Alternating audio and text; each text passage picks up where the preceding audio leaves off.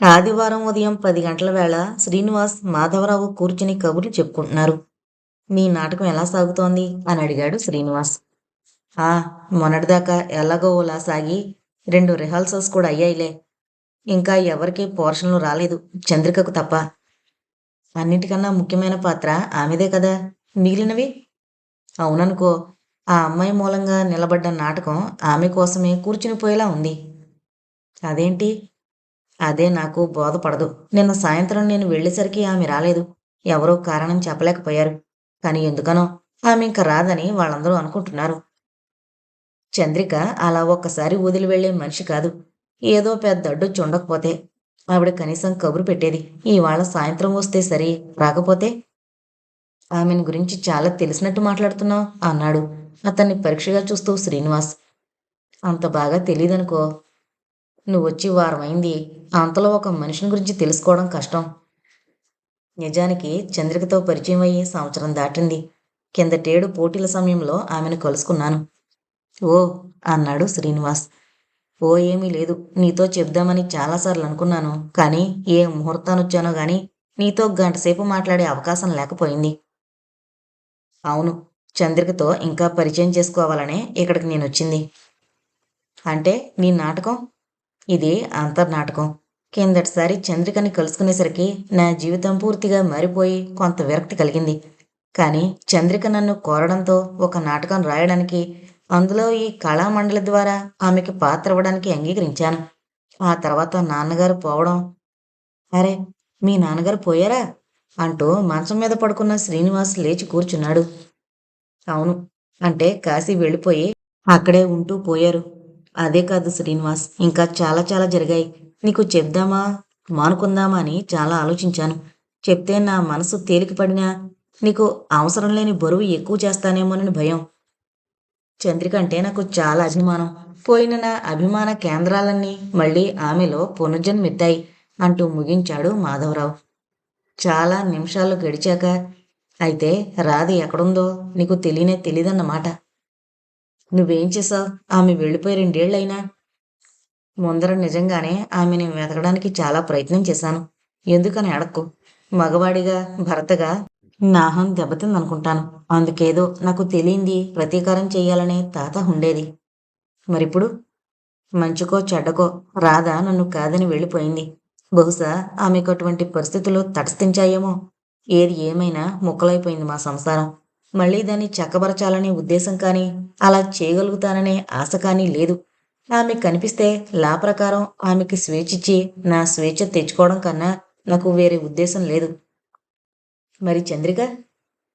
"ఆమె ఈ నాటకంలో ప్రస్తుతానికి ప్రవేశం లేని పాత్ర. మున్ముందు ఎలాగుంటాయో పరిస్థితులు. ప్రస్తుతానికి నేనామె నుంచి కోరేది కొంచెం అభిమానము, కొంచెం ఉపశమనము మాత్రమే. ఆ విషయంలో నిర్ణయం ఆమె చేతుల్లోనే ఉంటుందనుకో. అంతకన్నా నీకేం చెప్పేది?" సాయంత్రం దాకా మిత్రులిద్దరూ ఎవరి ఆలోచనల్లో వారున్నారు. 4 అయ్యాక శ్రీనివాస్తో, "రిహార్సల్స్ ఉంటుందేమో చూసొస్తాను, నువ్వు వస్తావా?" అన్నాడు మాధవరావు. శ్రీనివాసు బయలుదేరాడు. బజారు వెనకాలన్న చిన్న గదికి స్కూటర్ మీద చేరి కష్టపడి స్కూటర్ని పార్క్ చేసి శ్రీనివాస్ లోపలికి వెళ్ళాడు. 4, 5 మగవాళ్ళు, నడివయసు దాటిన ఒక స్త్రీ అక్కడున్నారు. శ్రీనివాస్ని వారందరికీ పరిచయం చేసి, "చంద్రిక మాట ఏమైనా తెలిసిందా?" అన్నాడు. అక్కడికి రాగానే ఆ ప్రశ్న వేయకుండా ఉండడానికి చాలా ఉత్సుకతని అతను ఆపుకున్నాడని శ్రీనివాస్ గమనించాడు. "మన నాటకం జరిగేలా లేదండి" అన్నాడు 20 దాటుతోన్న ఒక యువకుడు. "ఏం?" అన్నాడు మాధవరావు. "చంద్రికని వాళ్ళ అమ్మగారు ఎక్కడికో పంపేశారట" అంది జానకమ్మ అనే ఆవిడ. "ఏం?" "నాకేం తెలుసులేండి. వయసులో ఉన్న పిల్ల మగాళ్ళతో తిరగడం అంటే ఏ తల్లికి మనసొప్పుతుంది?" "మరి అలాగే ఇన్నాళ్ళు ఎందుకనుకోలేదు?" అన్నాడు తిన్న దెబ్బ దాచుకుంటూ మాధవరావు. "ఏమోనండి, ఆవిడనడగండి" అంది జానకమ్మ. "వారం రోజులు పని పాడైంది. రాని మనిషి ముందరే చెప్పేస్తే సరిపోలేదు?" కొంచెం ఆలోచించినట్టు నటించి, "ఈసారి ముహూర్తం సరిగ్గా పెట్టుకోలేదండి. ఏం చేసినా మనం మన నాటకం స్టేజి ఎక్కడం ఒట్టిది. అన్నీ కుదిరితే మీరు వెయ్యాలనుకుంటే మీరు వేసుకోండి. పాపం మీ అందరికీ అనవసరమైన శ్రమ అయిపోయింది. నాకు సెలవివ్వండి" అన్నాడు లేస్తూ మాధవరావు. "శ్రీనివాస్, ఈవేళే 2 నాటకాల మీద తెరపడింది" అన్నాడు మాధవరావు. శ్రీనివాస్ స్కూటర్ తిప్పి హోటల్కి చేరి ఆపాడు. 2 కాదు, నాటకాలు 3 అని అతను అనుకుంటూ లోపలికి నడిచాడు. కాఫీ తాగి హోటల్ బయటకొచ్చి, చంద్రిక కనీసం నీతో చెప్పుంటే బాగుండేది అన్నాడు శ్రీనివాస్ కొంచెం సానుభూతితో. మాధవరావు ఏమీ మాట్లాడలేదు. శ్రీనివాస్ అనుకున్న దానికన్నా ఎక్కువగానే అతని హృదయం గాయపడింది. అనుకున్న నాటకం ఆదిలోనే అంతమైపోవడం, ఆశించిన చంద్రిక మాట లేకుండానే మాయమైపోవడము అతనికి చాలా బాధ కలిగించాయి. త్యజించడంతో కాలక్షేపం కూడా తక్కువే. స్కూటర్ మీద ఇద్దరూ పార్కుకి చేరి 10-15 నిమిషాలు ఇద్దరూ కూడబలుకున్నట్టు ఏమీ మాట్లాడకుండా కూర్చున్నారు. ఆ నిశ్శబ్దం ఎంతవరకు సాగేదో కాని, హలో శ్రీనివాస్ గారు అన్న గీత కంఠం విని శ్రీనివాస్ వెనక్కి చూశాడు.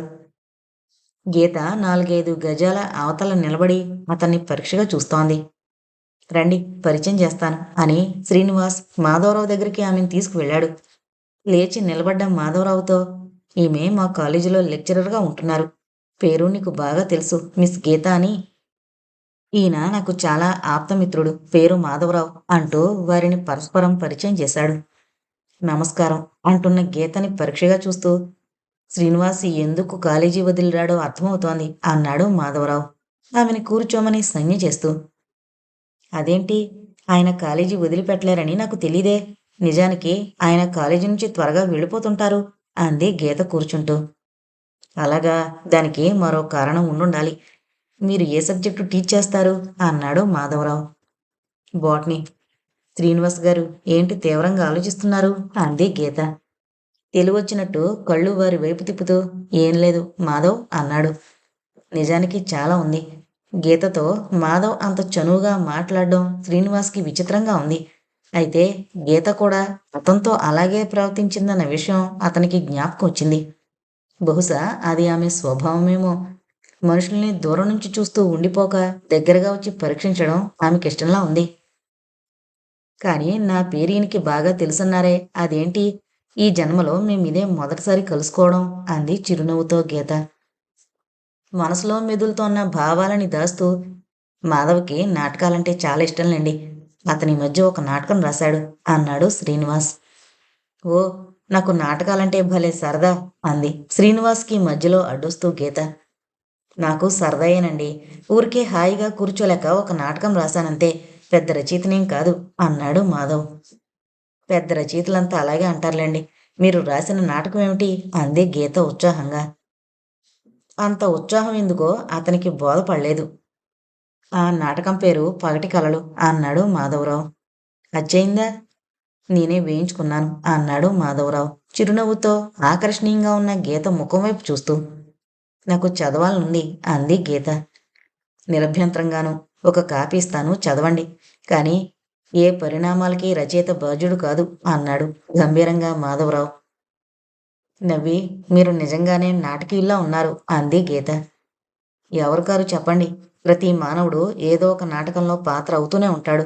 ఏం శ్రీనివాస్ అన్నాడు మాధవరావు. అవును, కానీ కొంతమంది నాటకాల్ని సృజించగలరు. ఆ శక్తి అందరికీ ఉండద్దు అన్నాడు శ్రీనివాస్. అవునండి, అదే నేననుకున్నదిని. నాకు అలాంటి మనుషులంటే భలే సరదా. మాధవరావు గారు, ఒకసారి మా కాలేజీకి రండి, మాట్లాడుకుందాం అంది గీత. రేపో ఎల్లుండో నేను వెళ్ళిపోతాను అన్నాడు మాధవరావు. What a PT. శ్రీనివాస్ గారు, ఈయన్ని వెళ్ళిపోనివ్వకండి. ఆయన్ని ఎన్నో అడగాలనుంది అంది గీత. నా మాట వినే రకం కాదతను. మీరే చెప్పి చూడండి అన్నాడు శ్రీనివాస్. మీరు తప్పకుండా 4 రోజులు ఉండండి. రేపు సాయంత్రం మా ఇంటికి రండి శ్రీనివాస్, మీరును అని ఇద్దరి వైపు చూసింది గీత. రేపు నాకు మరో పనుంది అన్నాడు శ్రీనివాస్. మాధవరావు ఇబ్బందిలో పడ్డట్టు తెలియనీయకుండా నవ్వేసి, నా ప్రోగ్రాం తేలలేదండి, వాగ్దానం చేయలేను అన్నాడు. గీత ఆశాభంగంతో నిట్టూర్చి, అవునులేండి, మీకు అందరికీ 1000 పనులుంటాయి. త్వరగా చెప్పండి, మీ నాటకానికి నాకు సంబంధం ఏమిటి అంది గడియారం చూసుకుంటూ. మరేం లేదండి ఆ నాటకంలో అని మాధవరావు చెప్పబోయే మాటకి అడ్డొస్తూ, నాటకం చదవండి, మీకే తెలుస్తుంది అన్నాడు శ్రీనివాస్. రేపు మీరు తెచ్చిస్తారా? అతనిస్తే తప్పకుండాను. థ్యాంక్స్. మిమ్మల్ని కలుసుకున్నందుకు చాలా సంతోషంగా ఉందండి. మీ నాటకం అద్భుతంగా ఉంటుందని నాకు తెలుసు అని శ్రీనివాస్తో, రేపు మర్చిపోకండే అంది గీత లేస్తూ. మిత్రులిద్దరూ లేచి నిలబడ్డారు. తన వెనకాలే గేటు దాకా వచ్చిన శ్రీనివాస్తో, అన్నయ్య ఉత్తరం రాశాడు, మీ గురించి చాలా వివరాలు అడుగుతున్నాడు. వాడినే వచ్చి చూసుకోమని రాశాను. ఏం వాడొస్తే బాగుంటుంది కదూ అంది గీత. అవును, అతన్ని చూసి చాలా కాలం అయిపోయింది అన్నాడు శ్రీనివాస్. గీత కోసం ఆమె పిన్ని అప్పటికే ఎదురు చూస్తోంది. ఆమె రోడ్డు దాటి త్వరగా వెళ్ళిపోయింది. ఆ తర్వాత 2 రోజులు గీతని శ్రీనివాస్ కలుసుకోలేదు. మాధవరావు తనతో పుస్తకం విషయమే తేవకపోవడం ఈ విషయంతో పాటు అతని భావాల్ని మరింత కలవరపెట్టింది. మరో 2 రోజులు శ్రీనివాస్ అశాంతితో గడిపాడు. ఎంతగా ప్రయత్నించినా అతను గీత తన నుంచి దూరంగా ఉండిపోవడాన్ని సహించలేకపోయాడు. ఆ తర్వాత రోజున అతను వెళ్ళేసరికి గీత క్లాసులో ఉంది. అటెండర్తో చెప్పి అతను తిరిగొచ్చేశాడు. ఆమె రావడం గాని, కబురు పంపడం గాని చేస్తుందని అతను అనుకున్నాడు. కానీ కాలేజీ వదిలేదాకా ఆమె గాని, ఆమె నుంచి పిలుపు గాని రాలేదు. బాధతో అవమానం జరిగినట్టు ఫీల్ అయ్యాడు. గీత మనస్తత్వం అతనికి అర్థం కాలేదు. పిలవనంతసేపు దగ్గరగా వచ్చి పిలిస్తే ముఖం దాచుకునే రకమా ఆమె? బహుశా నాలోనే ఏదో ప్రభావం ఉంది. నా దగ్గరకొచ్చిన అమ్మాయిలు కారణం లేకుండా హఠాత్తుగా తొలగి వెళ్ళిపోతారు అనుకున్నాడు స్కూటర్ మీద ఇంటికి వెళుతూ శ్రీనివాస్. అతను ఇంటికి వెళ్ళేసరికి మాధవరావు అతని కోసమే ఎదురుచూస్తూ కూర్చునున్నాడు. 4, 5 రోజులుగా అతనిలో తాండవమాడుతున్న నిస్పృహ, వైరాగ్యం ఆనాడు కనిపించలేదు. ఏంటి మాధవ్ శుభవార్త అన్నాడు శ్రీనివాస్ అతనికి ఎదురుగా కూర్చుంటూ.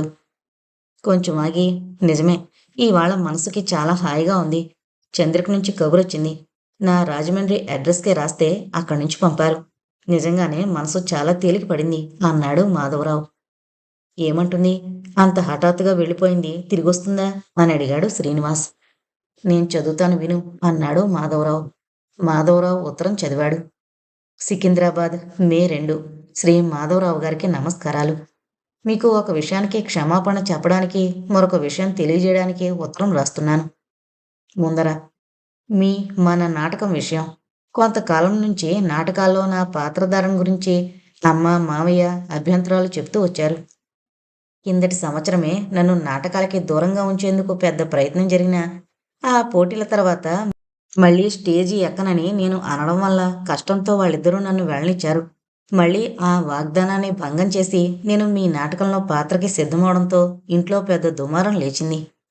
వయసొచ్చిన పిల్లవి, మగాళ్ళ వెనకాల ఊరు ఊరు తిరుగుతుంటే నలుగురు ఏమంటారు అని కేకలేసింది అమ్మ. నేను తప్పు పనేమీ చేయనప్పుడు ఎవరంటే నాకేం అన్నాను. చేసిన దానికన్నా చేశారని నలుగురు అనేది పెద్దది. అదీగాక కుర్రాళ్ళు పని పాట లేకుండా నాటకాల కోసం నీ చుట్టూ ఎందుకు తిరుగుతారు? నువ్వెంత మంచిదనమైనా పేరు మంచిది రాదు అంది అమ్మ. ఆవిడ చాలా పట్టుదలతో ఉంది. మామయ్య కూడా ఆమెను వెనకేసుకునొచ్చాడు. అదీకాక నేనెంత వాదించినా అమ్మ చెప్పిన దాంట్లో చాలా నిజం ఉందనే గుర్తింపు, మాటిచ్చాననే నిజం, హఠాత్తుగా మా అన్న రావడం అన్నీ కలిసి నా ప్రయత్నాల్ని ఎందుకూ కాకుండా చేశాయి. అక్కడికొచ్చి మీతో చెప్దామని అనుకున్నాను. కానీ అమ్మ ఆ రాత్రే నన్ను అన్నయ్యతో పంపే ఏర్పాటు చేసింది. ఎవరైనా వస్తే తను చెప్తానంది. అదీగాక అక్కడికొచ్చి నా పలాయన వృత్తాంతం మీకు, మిగిలిన వాళ్ళకి ఎలా చెప్పాలో తెలియక అమ్మ చేసిన ఏర్పాటుకి తల వంచాను. మీకు చాలా వ్యధ, ఆతృత కలిగుంటాయి. ఈ పరిస్థితుల్లో నన్ను అర్థం చేసుకుని క్షమిస్తారనుకుంటాను. ఇంకా మన విషయం. మిమ్మల్ని గురించి ఎంతగానో ఆలోచించుకుంటూ ఉంటాను. మీ ఉద్దేశం పూర్తిగా తెలియకపోయినా కొంత అర్థమైంది. మీకు అర్థమవుతుందనుకుంటాను. అలాగే అయితే అంతా మీ చేతిలోనే ఉంది. అన్నయ్యకి భయపడి నా అడ్రస్ ఇవ్వలేదు మీ చంద్రిక. ప్రతి పంక్తి జాగ్రత్తగా చదివి ఏమంటావ్ అన్నట్టు చూశాడు మాధవరావు. అంత చిన్న కాగితంలో చాలా చక్కగా రాసింది. పెద్దగా నవ్వి, అందుకే దొంగ నిద్రపోతున్న వాడిని లేపడం కష్టమంటారు. చివరి పేర మళ్ళీ చదివేదా అన్నాడు మాధవరావు. వద్దులే, అది మీ ఇద్దరికీ పరిమితమైన రహస్యం అన్నాడు శ్రీనివాస్. అన్నట్టు గీత ఎలా ఉంది? కావాలని విషయం మారుస్తున్న స్నేహితుణ్ణి ఒకసారి పరీక్షగా చూసి బాగానే ఉందనుకుంటాను. ఆ రోజు తర్వాత మేం కలుసుకోలేదు. దానికేం గాని నేను అడిగిన దానికి ఏం చెప్తావు? ఏంటది? అదే కమల సంగతి అప్పుడే మర్చిపోయావా అన్నాడు శ్రీనివాస్. లేదు శ్రీనివాస్, మరిచిపోవడం కాదు. నిజం చెప్పాలంటే తప్పించుకుందామని ప్రయత్నించాను. ఏం? కమల పరిస్థితులకి లొంగిపోయింది అనుకుంటాను. డాక్టర్ మురారి అంటే మోడర్న్ క్లినిక్ యజమాని నాకు బాగా తెలుసు. అతనితో మాట్లాడాను. ఎంత స్నేహితుడైనా డాక్టర్ కనుక అట్టే చెప్పలేకపోయాడనుకో.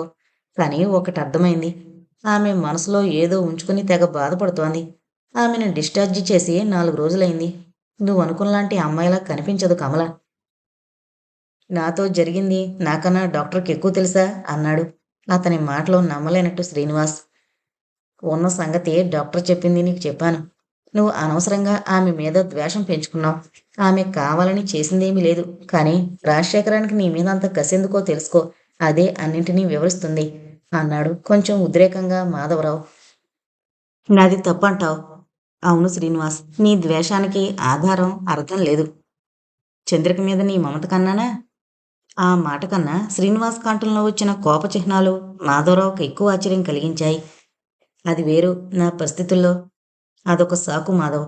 రాధ ఎక్కడుందో కనిపెట్టడం కోసం పడిన శ్రమే చంద్రిక కోసం పడుతున్నావు. ప్రేమ అవన్నీ నాకట్టే తెలియవు. కానీ ఒకటి బాగా తెలుసు నాకు.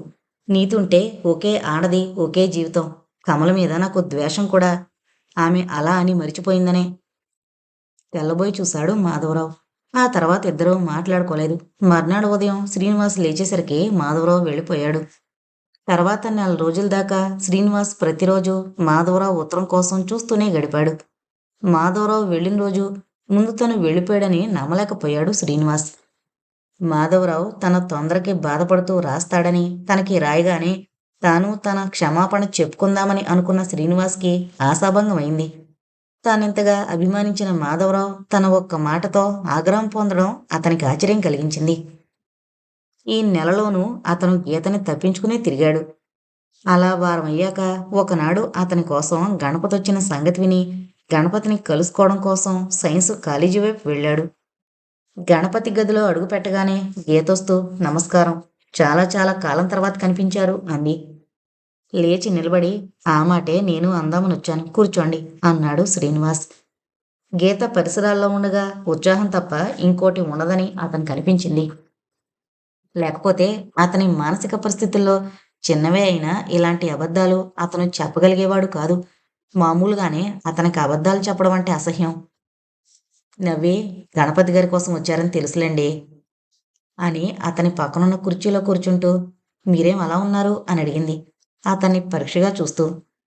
సరే అన్నట్టు మీ ఫ్రెండ్ మాధవరావు గారు మళ్ళీ కనిపించలేదేం అంది గీత హఠాత్తుగా అతని విషయం జ్ఞాపకం వచ్చినట్టు.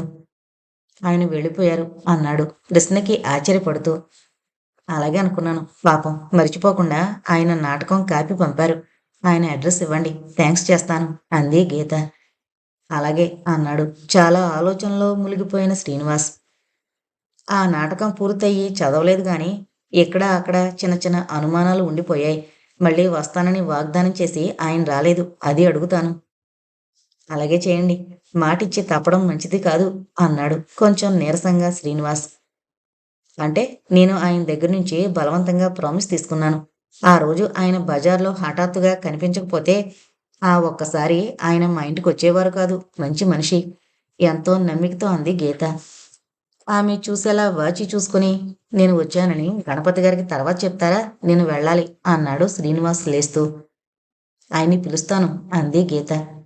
వద్దు, పని నుంచి డిస్టర్బ్ చేయడం కెట్టదు, థ్యాంక్స్ అని త్వరగా బయటికి నడిచాడు శ్రీనివాస్. ఏమండి అన్న గీత పిలుపుకి అప్రయత్నంగా నిలబడి వెనక్కి తిరిగాడు. ఇంటికే వెళతారా అంది గీత గుమ్మం దాకా వచ్చి నిలబడుతూ. కాదు అన్నాడు శ్రీనివాస్ విసుగ్గా. క్లాసుందా? లేదు, కానీ జడ్జీలున్నారు అని ఈసారి ఏమైనా వెనుతిరగకూడదనే నిశ్చయంతో మెట్లు దిగి తన గదికి నడిచాడు. గీత అతనికి కొత్త అవతారంలో కనిపిస్తోంది. మాధవరావులోనూ కొత్త పోకడలు అతనికి కనిపించసాగాయి. తనకి తెలియకుండా వారిద్దరూ ఎందుకు కలుసుకున్నారు? బజారుకొచ్చిన మనిషిని ఇంటికి తీసుకెళ్లాల్సిన అవసరం ఏంటికి? ఆమె మీద తనకే అధికారము హక్కు లేవు. కానీ మాధవరావు తనకెందుకంతా చెప్పలేదు? జరిగిన దానిలో చెప్పవలసింది కానీ చెప్పకూడనిది కానీ ఏమీ లేదనే ఒక భావన వచ్చింది అతనికి. కానీ అప్పటికే అతనికి గీత మాధవ్ కొంత సంక్షోభం కలిగించారు. ఈ ఉదంతం అతనిలో చాలా ఆలోచనల్ని రేకెత్తించింది. కాలేజీ ఇంకా గంట దాకా ఉంటుంది, కానీ ఇంటికి వెళ్ళాలనిపించలేదు అతనికి. వెళ్ళి ఏం చేయడం? చాలాసేపు అతను అలాగే కూర్చున్నాడు. తేనెటీగల్లా అతని బుర్రలో ఆలోచనలు. వాటిలాగా తేనె తెచ్చేవి కాదు, కుట్టే ఆలోచనలు. అతనికి గీత శత్రువుగా కనిపించింది. గణపతి రావడంతో అతను మామూలుగా లోకంలో పడ్డాడు. లేచి గౌరవంగా అతన్ని ఆహ్వానించి మీరే వచ్చారు, సారీ అన్నాడు. నవ్వుతూ గీత చెప్పింది. నేను నీ జాగ్రత్తకి చాలా మెచ్చుకున్నాను అన్నాడు గణపతి. ఏంటది అన్నాడు అర్థం కాక శ్రీనివాస్. అదేనయ్యా మీ జడ్జీల సంగతి. గీత ఈయనకి చెప్పిందా అని ఆశ్చర్యపడ్డాడు శ్రీనివాస్. ఇంకేం చెప్పింది? శ్రీనివాస్, నీతో ముఖ్యమైన ఒక విషయం మాట్లాడాలని వచ్చాను అంటూ ఆగిపోయాడు గణపతి. చెప్పండి. శ్రీనివాస్, నా ప్రశ్నలు ఎప్పుడు నీకు చికాగ్గా ఉంటే అప్పుడు సూటిగా చెప్పు, ఆ విషయం ఎత్తను మళ్ళా అన్నాడు గణపతి. శ్రీనివాస్లో ఆతృత ఎక్కువైంది. ఏంటండి ఆ విషయం? మీ మీ తండ్రి గారి విషయం. త్రుళ్ళిపడ్డాడు శ్రీనివాస్. ఏంటండి అది? ఆయన పోవడం గురించి నీకేం తెలుసు? తల ఉంచుకుని క్షణం మాత్రం ఆలోచనలు కూడగట్టుకుని ప్రాక్టికల్గా ఏమీ తెలియనట్టే.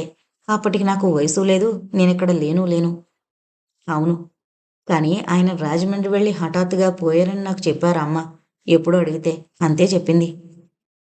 ఆయన పోవడంలో ఏదో మిస్టరీ ఉందని నేనెప్పుడూ నమ్మలేదు. అందుకు కారణాలేమీ లేవు. మీరేం చెప్తారు? నాకు ఆ వివరాలేమీ తెలియవు శ్రీనివాస్. అప్పటికి నాకు మీ కుటుంబానికి ఏమీ సంబంధం లేదు. మరి ఒక విచిత్రమైన వార్త వచ్చింది. నా మిత్రుడు ఒకడున్నాడు విశాఖపట్నంలో. అతను డాక్టర్లే, చాలా దయామయుడు. శ్రీనివాస్కి ఈ కొత్త విషయానికి, చర్చలో ఉన్న విషయానికి ఉన్న సంబంధం ఏంటో అవగాహన కాకపోయినా చాలా ఉత్సుకతతో వింటున్నాడు. గణపతి ఊకదంపుడు మనిషి కాదని అతనికి చాలా నమ్మకం ఉండడమే దానికి కారణం. రామానుజం ఆ డాక్టరు ఉత్తరం రాశాడు, జాగ్రత్తగా చదువు. గణపతి జేబులోంచి ఉత్తరం తీసిచ్చాడు. కొంచెం ఆశ్చర్యంగా కాగితం విప్పి శ్రీనివాస్ చదివాడు. విశాఖపట్నం, మే 17. మై డియర్ గణపతి, చాలా సంవత్సరాల తర్వాత నీకు ఉత్తరం రాస్తున్నాను. నా తలుపుల్లోంచి ఏ రోజు నువ్వు దూరం కాలేదని నీకు తెలుసు. ఉత్తరాలు రాసే అలవాటు మనిద్దరికీ లేదు. బహుశా ఈ లోపం మనం సవరించుకోవాల్సి ఉంటుంది. జీవితం ఎలాగో గడుస్తుంది. ముఖ్యంగా ఒక డాక్టర్కి దరిద్రుల సేవలో రాని కష్టం ఉండదు, దొరకని ఆనందమూ ఉండదు. ఇది నీ మాటలేలే, అక్షరాలా నిజం. వారం రోజుల కిందట ఒక అనాథుణ్ణి చూడ్డానికి వెళ్ళాను. పరిస్థితులన్నీ మామూలే. మురికివాడ, గాలి లేని చిన్న దరిద్రపు కొంప.